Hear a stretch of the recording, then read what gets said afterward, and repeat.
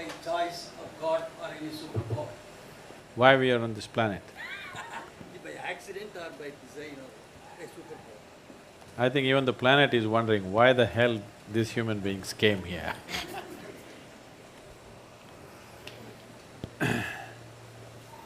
See,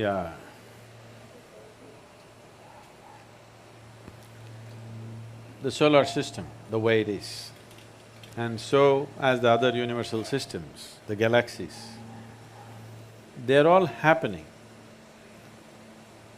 because they arrive at a certain perfection of geometry.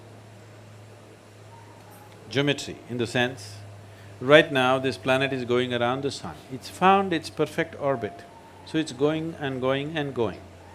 Not powered by engine or something. See, the airplane is going, powered by engines, it's being pushed.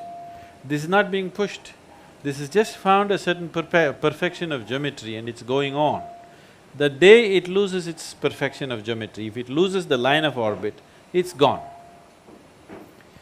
So in this process, life happens on this planet, also involving this geometry on various levels. We say, in the yogic culture, we say, a human being is physiologically and in terms of brain has reached its peak physiologically. That is, after 1,000,000 years, you will not have a horn coming out of your head or something else, like the tail disappeared, something else will disappear. This cannot happen. We are saying this from a certain context. Today, the modern neuroscientists are saying similar things. They're saying the size of the neuron in the human brain can neither increase nor can the wiring inside can increase, because the physical laws don't permit it. The laws of physics do not permit it. I will not go into the detail of that. To put it very simply, how we see it is, your birth here, right now all life on this planet is solar powered, isn't it? Yes? It is the sun's energy which is doing all this. And also the revolutions and the rotations of the moon also has influence upon us. The very ocean is rising and falling with the movement of the moon. Only because our mothers' bodies were in tune with the cycle of the moon, we are born and we are here. Yes? If this 28-day cycle of the moon does not repeat itself in a woman's body, you and me wouldn't be born. So because it has reached that, we say physically, the physical laws have come to a certain place where life upon this planet cannot evolve further. You can make use of what you have in a much better way. Using the same technology, we had a dumb phone, then we had a smartphone, now we have an iPhone. Like this we can go on improving it, how we use it. But the fundamental physical laws will not permit any further evolution of this creature. So did it happen by accident? No. The theory of evolution, you know Charles Darwin, who made a monkey out of you? Not me, him. If you look at the theory of evolution, which was propounded just 150 years ago, we have said this thousands of years ago, in the sense, you know the 10 avatars? At least the 9 you know, those who have come. What is the first one? Matsya Avatara. Matsya Avatara means fish or water life. All life on this planet started underwater. What is the next avatara? Kurma Avatara, amphibious like a turtle, half in the water, half on the land. The next one is Varaha Avatara, a pig or a wild boar. Among the mammals, one animal which is strongly rooted in its body is a wild boar. See, we live next to the forest, we see this. The tribal boys can kill a deer with a stick. If you hit it with a stick, it'll fall dead.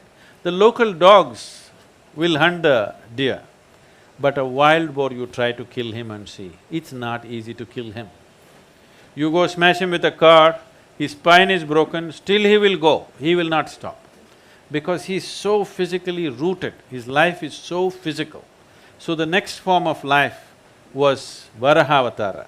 This simply means the creator is finding expression in first as fish, then as a turtle, then as a wild boar. Next one is Narasimha, half man, half animal. Next one is Vamana, a dwarfed man.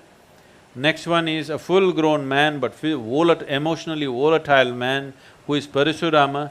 Next one is a peaceful man, which is Rama. Next is a loving man, which is a Krishna. Next is a meditative man, which is a Buddha. The next is supposed to be a mystical being yet to come.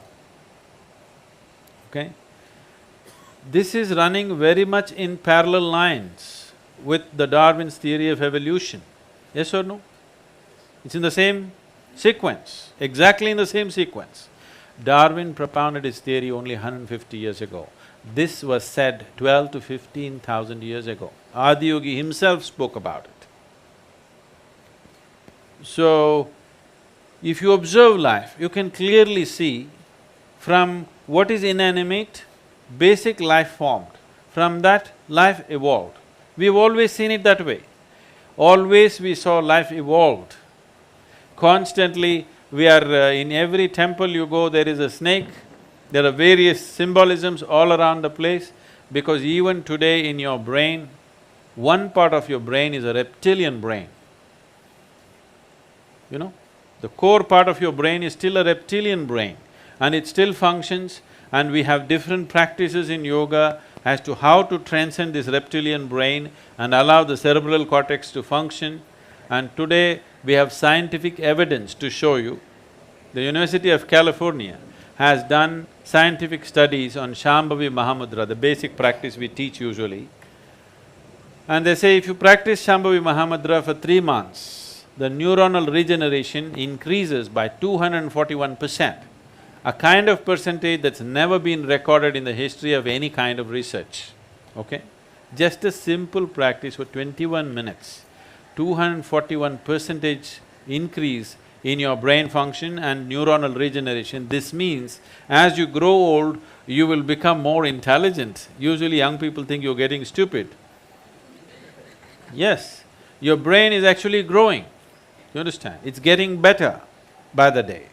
Now there is scientific evidence. We always knew this, but today a meter has to say it. If a man says it, it's not true. If a man says it, it's doubtful. But a meter has to say it. Now the meters are saying it. The meters are saying your brain is actually growing by doing a simple 21-minute practice. And you don't believe the meter. You just do the practice for 3 months and see, you will see how clear and how smart your mind is suddenly.